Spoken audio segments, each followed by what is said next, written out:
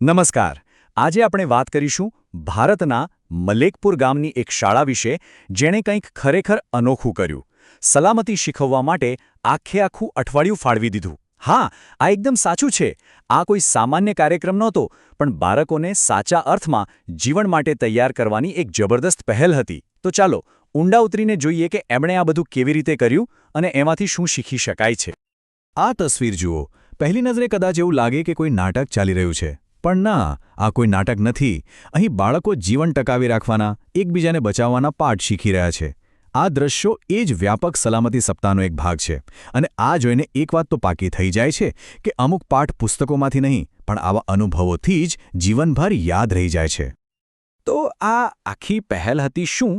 આનું આયોજન કર્યું હતું મલેકપુર પગાર કેન્દ્ર શાળાએ અને એનું નામ હતું શાળા સલામતી સપ્તાહ 2026. નામ જેટલું સીધું છે એની પાછળનો વિચાર એટલો જ ઊંડો અને પ્રભાવશાળી છે. અને જુઓ, આ કોઈ એકાદ બે કલાકની ટ્રેનિંગ નહોતી કે બસ પતાવી દીધું. જરા વિચારો, એક શાળાએ એક જ વિષય એટલે કે સલામતી એના માટે પૂરા 5 દિવસ ફાળવ્યા. આ જે સમર્પણ છે ને, એ જ આખી વાટને ખરેખર ખાસ બનાવે છે. હવે આટલો મોટો કાર્યક્રમ સફળતાપૂર્વક પાર પાડવા માટે એકદમ પાક્કું આયોજન તો જોઈએ જ. તો ચાલો પડદા પાછળ નજર કરીએ અને જોઈએ કે આ આખો માસ્ટર પ્લાન કેવી રીતે બન્યો હતો. અને આ રહ્યું એનું મૂળ આયોજન. કોઈ ફેન્સી કમ્પ્યુટર પ્રિન્ટઆઉટ નહીં, પણ હાથેથી લખેલું સમયપત્રક. આ જ તો આ કામની સુંદરતા છે. આ બતાવે છે કે આ કોઈ ઉપરથી કરેલું કામ નથી, પણ એકદમ જમીની સ્તર પર દિલથી કરવામાં આવેલી મહેનત છે. આ એક નાનકડો કાગળ આખા અઠવાડિયાની બ્લ્યુપ્રિન્ટ છે અને એમાં દેખાય છે કે દરેક પ્રવૃત્તિ કેટલી વિચારપૂર્વક ગોઠવવામાં આવી હતી. તો એ જ હસ્તલિખિત પ્લાનને અહીં સ્પષ્ટ રીતે જોઈએ. આખું અઠવાડિયું કેવી રીતે ગોઠવાયું હતું જુઓ. શરૂઆત થાય છે દિવસ 1 જાગૃતિ અને શુભારંભથી.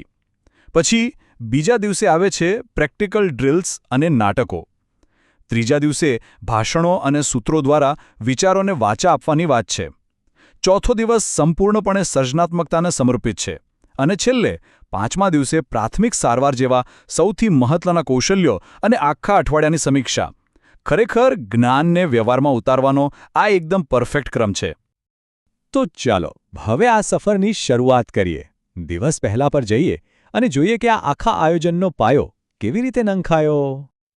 આ તસવીર છે મંગળવાર, એટલે કે પહેલા દિવસની. બધા વિદ્યાર્થીઓ ઉદ્ઘાટન સત્ર માટે ભેગા થયા છે. વાતાવરણમાં એક ઉત્સાહ છે. એમના ચહેરા પર જિજ્ઞાસા અને કંઈક નવું શીખવાની તૈયારી સ્પષ્ટપણે દેખાઈ રહી છે. તો પહેલા દિવસે ફોકસ શેના પર હતું? સૌથી પહેલાં તો કાર્યક્રમની જીવંત શરૂઆત થઈ.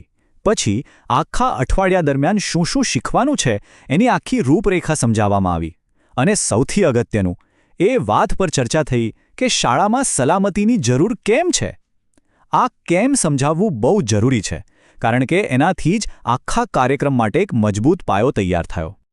એકવાર મજબૂત પાયો નંખાઈ ગયો, પછી વારો આવ્યો એ જ્ઞાનને અમલમાં મૂકવાનો. એટલે કે દિવસ 2થી 4 સુધી અહીં પ્રેક્ટિકલ ડ્રિલ્સ અને ક્રિએટિવિટીનો એક અદ્ભુત સંગમ જોવા મળ્યો. આ બે તસવીરો આખી વાત કહી દે છે. એક તરફ બાળકોને સૂચનાઓ મળી રહી છે, તેઓ ધ્યાનથી સાંભળી રહ્યા છે.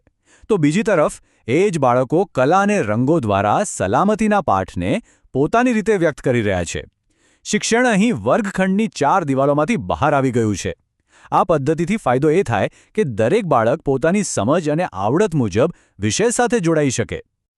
ખાસ કરીને બીજા દિવસે આખી શીખવાની પ્રક્રિયાને એકદમ એક્ટિવ બનાવી દેવામાં આવી. મોક ડ્રિલ્સ થઈ, સલામતી પર આધારિત નાટકો ભજવાયા.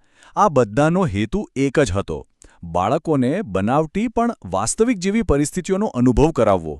કારણ કે એક સીધી વાત છે, જે આપણે જાતે કરીને શીખીએ છીએ એ ક્યારેય ભૂલાતું નથી. પછી આવ્યો ત્રીજો દિવસ. અહીં ધ્યાન કેન્દ્રિત થયું કોમ્યુનિકેશન સ્કિલ્સ પર.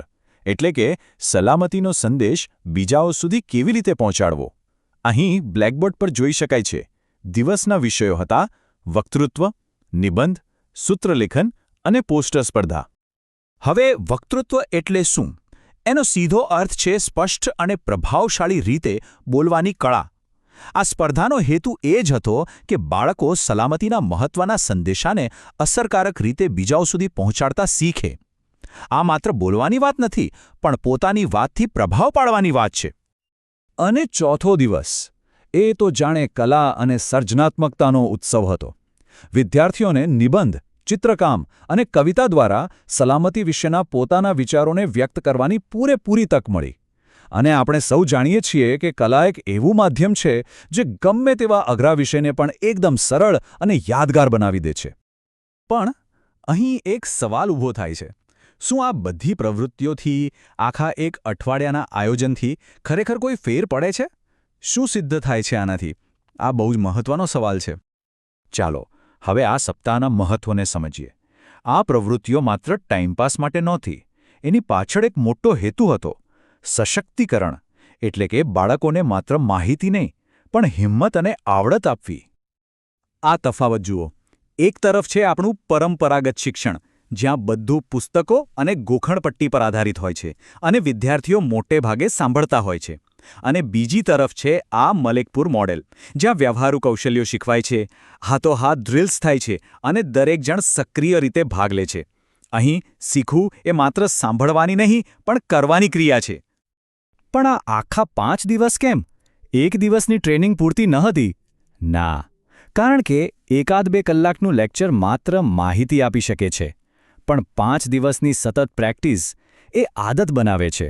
અને યાદ રાખજો, જ્યારે કોઈ કટોકટી આવે ત્યારે આપણું મગજ વિચારવાનો સમય નથી લેતું, આપણું શરીર સીધી પ્રતિક્રિયા આપે છે. આ 5 દિવસ એ જ સાચી પ્રતિક્રિયા માટેની મસલ મેમરી તૈયાર કરે છે. અને આ કામ એક દિવસમાં ન થઈ શકે. અને આ મહેનતનું પરિણામ એ આ તસવીરમાં દેખાય છે. વિદ્યાર્થીઓ કેટલા ગર્વથી પોતાની બનાવેલી કલાકૃતિઓ બતાવી રહ્યા છે. આ માત્ર કાગળ પર દોરેલા ચિત્રો નથી. આ તો એમના મન અને હૃદયમાં કંડારાઈ ગયેલા સલામતીના પાઠ છે. આખરે આ બધી મહેનતનો મુખ્ય ધ્યેય શું છે? એ એકદમ સ્પષ્ટ છે. બાળકોને એવું જ્ઞાન અને આત્મવિશ્વાસ આપવો કે જેથી તેઓ પોતાની અને બીજાઓની રક્ષા કરી શકે. આ માત્ર માહિતી આપવાની વાત નથી. આ તો આવતીકાલના જવાબદાર અને જાગૃત નાગરિકો તૈયાર કરવાની વાત છે. તો અંતે સવાલ એ નથી કે મલેકપુરની શાળાએ શું કર્યું. અસલી સવાલ એ છે કે આપણે સૌ સાથે મળીને આપણા સમુદાયોને વધુ સુરક્ષિત કેવી રીતે બનાવી શકીએ. મલેકપુરનું ઉદાહરણ આપણને રસ્તો બતાવે છે કે એક નાની પણ સાચા દિલથી કરેલી પહેલ કેટલું મોટું પરિવર્તન લાવી શકે છે. તો ચાલો વિચારીએ, આપણું આગલું પગલું શું હોઈ શકે?